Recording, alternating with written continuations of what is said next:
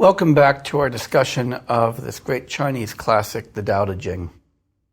I want to begin by briefly reviewing some of the highlights that we found in chapters 1 and 2 of Book 1, so that those are fresh in our minds as we begin to work further into the text. We introduced this very complex idea of a Tao, of a way of behaving, a way of living, but also the way that the universe works. Also, a way of talking, a way of thinking, a way of understanding these things.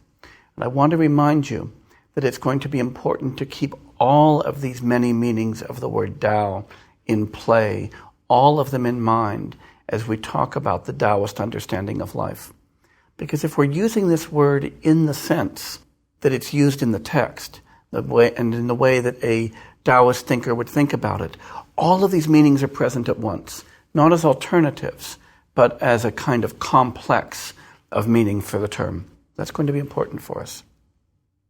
But for us, primarily, we're going to be thinking about what the Tao Te Ching says about how we ought to live our lives.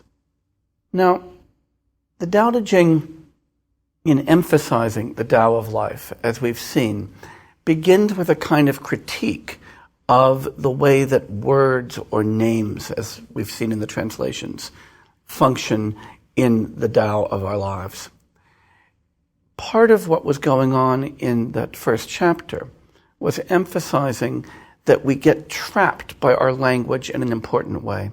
And in getting trapped by language and by the concepts that language encodes, we manage to impede our own naturalness.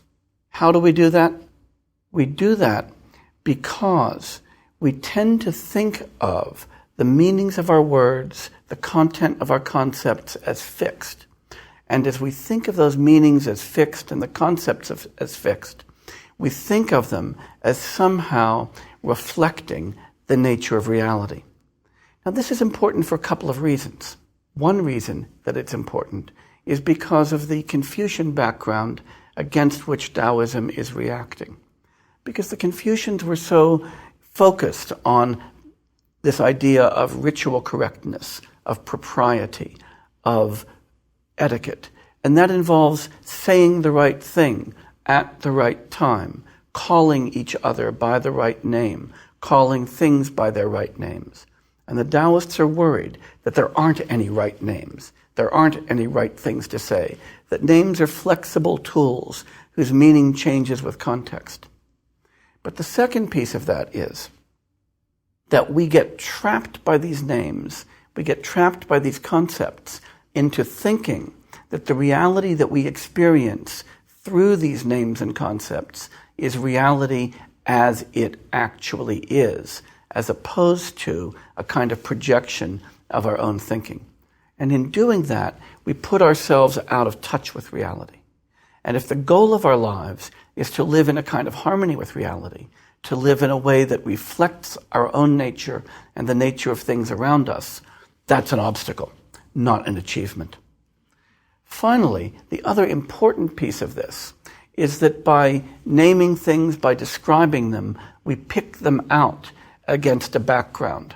We pick them out as significant against a background that we regard as relatively less significant or insignificant. And in doing that, we tend to experience the world around us as a bunch of discrete objects, some of which are beautiful, some of which are ugly, some of which are good, some of which are bad, some of which we like, some of which we don't like, some of which are us, some of which are other people, and so forth. We kind of chunk it up. And the Taoist idea, when we think about the Tao, the great way that things are, is that reality doesn't come in chunks. Reality is a seamless whole. And our lives aren't a single important chunk that looks at all the other chunks, but are rather parts of those seamless wholes. And so that if we want to act in a sensible way, a fluid way, a way that's spontaneous, we have to stop that chunking. We have to stop that interaction with the world through this artificial web of conceptualization. And finally, we saw in chapter 1 and in chapter 2 this discussion about the importance of seeing things as relative to one another as opposed to seeing them as absolute. That so often this reification, this seeing of things as independent objects, arises from this tendency to take terms that are in fact relative, and indeed relative to our own perspectives, and to see them as absolute descriptions of reality. Once again, from the Taoist perspective, that's what all of this Confucian cultivation, all of this cutting, polishing, grinding is about. It's about reifying and crystallizing a view of reality that only gets in the way. Today, we're going to build on that discussion. We're going to be focusing today on the Taoist conception of Wu Wei. Now, as we saw in our discussion of Confucianism several lectures ago, and in our discussion of Taoism in the last lecture, Confucianism and Taoism share a valorization of Wu Wei, as I said, sometimes translated as non-action or inaction, but better translated as effortless or spontaneous action.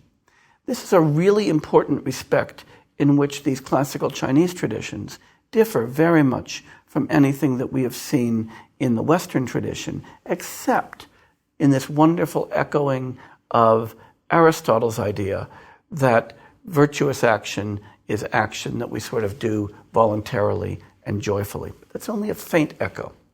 The real issue here is understanding the good life, understanding the meaningful life, the life that we strive for, as a life lived spontaneously, as a life in which we don't need to explicitly think about, deliberate about, and choose each action we perform. Again, you might want to contrast this with the perspective of the Bhagavad Gita, in which the central idea is that at every moment we're choosing, and that we need to be choosing reflectively, consciously. The Confucians and Taoists, Chinese perspective in general, agree that that's precisely what we don't want to be doing. We don't want to be living a life of deliberation, a life of constant thought, a life of choice, but rather a life of effortless spontaneity. The only question, the big question between the Taoists and the Confucians is, what's the right analysis of that kind of effortless spontaneity, and how do we achieve it?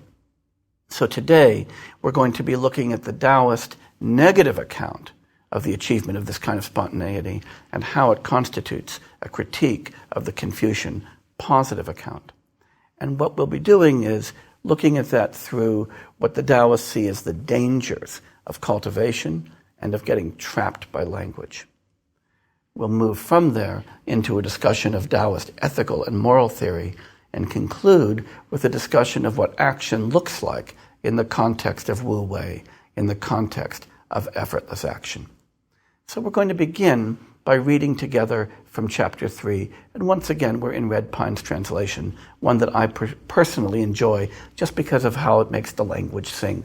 But again, I emphasize there are many good translations, many very different translations of this text.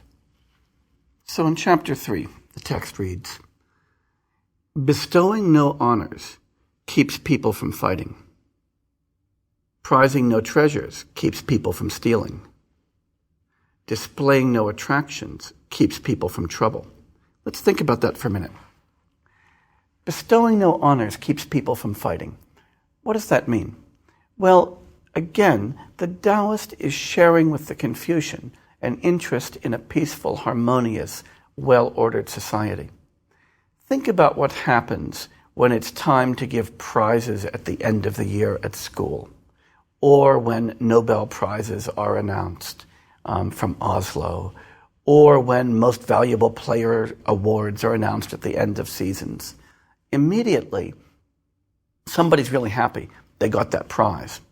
But a whole lot of other people start complaining and bitching and moaning and talking about how the decision is really political and why did he get it or why did she get it and what could the judges have been thinking, and the jealousy begins and the suspicion of the process begins and so forth. Now, we tend to focus on the winners and those big smiles on the podium and showing the medal and, their statements about how much they love all of us little people who helped them get that and all that stuff. What we don't focus on is that background, the fact that every time the award is given,